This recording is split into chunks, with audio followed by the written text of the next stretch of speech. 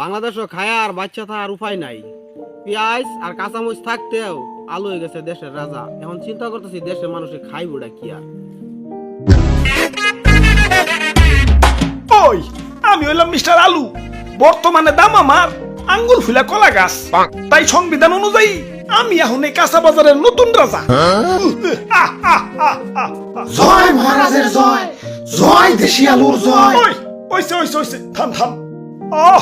রাজা হইয়া ভালোই লাগতাছে। জানি না কতদিন রাজা থাকতে পারুম। বাজারের যে অবস্থা, কখন যে কার দাম বাইরা হুট করে রাজা হয়ে যায় কখন যায় না। তাই যতদিন রাজা আছি রাজত্ব উপভোগ করতেইব। মন্ত্রী জি হুজুর। আমার পাউডার মেজমেজ করতেছে, আহো একটু পাউডার টিপে দাও। হুজুর ভুলে যাইন না, কয়দিন আগে কিন্তু আমিও রাজা ছিলাম। এখন আমার দাম কমে গেছে, তাই মন্ত্রী হইছি। তাই সাবেক রাজারে সম্মান দিয়া কথা কইবেন। ওরে বাবা, আসসালামু আলাইকুম।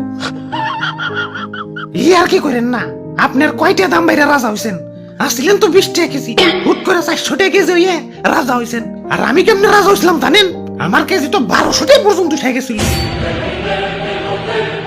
ওই তুই মুখে মুখে তর্ক করস, তোর বোটা কিন্তু টান দিয়ে ছিঁড়া ফেলাবো। ওই তোর বোটার কোনো প্রয়োজনীয়তা আছে? তুই এটা নিয়ে ঘুরস কা? হ্যাঁ, কেউ যদি 1.5 কেজি মরিচ কিনে 1 কেজি তো তোর বোটাই পায়। আমার রাজ্যের নিরীহ মানুষে তুই ঠকাস। ওই ওরে আমার রাজ্যের বাইরে ফেলে দেয়। যত বড় সাইজ না তত বড় কথা।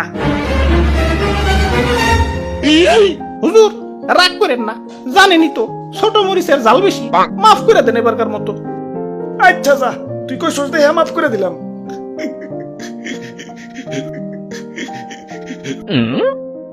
ওই আমার অনেক অনেক ক্ষোভ আছে।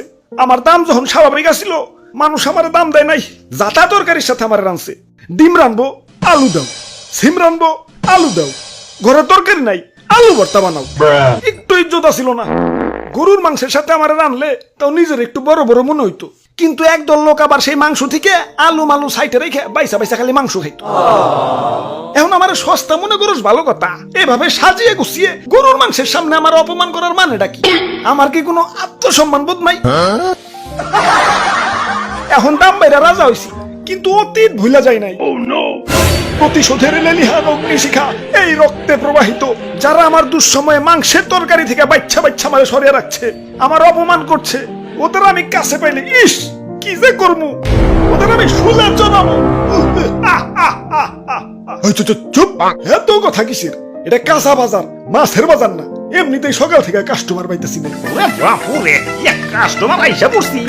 দেও এক পা কাঁচা মরিচ দেও। খারাও কাঁচা মরিচ দিবে, মাগার বুটা ফালিয়ে।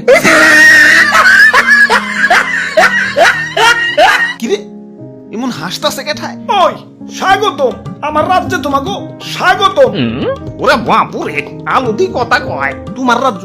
তোমার রাজ্য মানে? হ, এই কাঁচা বাজারই আমার রাজ্য, আর এই রাজ্যের রাজা আমি। হ, আর কয়দিন আগে আমি রাজা ছিলাম। আর তার আগে আমি রাজা ছিলাম। ওরে বাপুরে, এটা তুমি কান্দো কেন? আর পিয়াজ যাত্রাই কেমন জানি। কাটাকুটির সময় কেউ আর হাসি মুখে কাটতে পারে না। কাজের বেটি থেকে জমিদারের বেটি সবাই আমার চোখের পানি ফেলতে ফেলতে কাটে। আমি আমার মায়া মানুষের কান্না সহ্য করতে পারি না। আরে কি কষ্ট।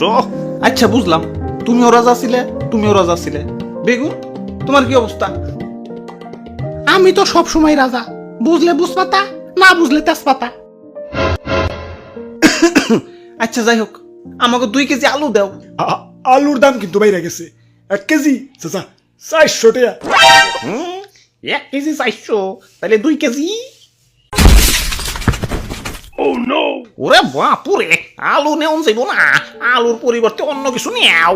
আলুর পরিবর্তে কি নেওয়া যায়? দাদু, আজকে একজনের বহুত মিস কর। এখন একজন মানুষের মিস করতেছি। মাংসের পরিবর্তে এখন কাঁঠাল, মিষ্টি কুমড়া দিয়েও বেগুনি বানানো যায়। পেঁয়াজ ছাড়াও কিন্তু রান্না হয়।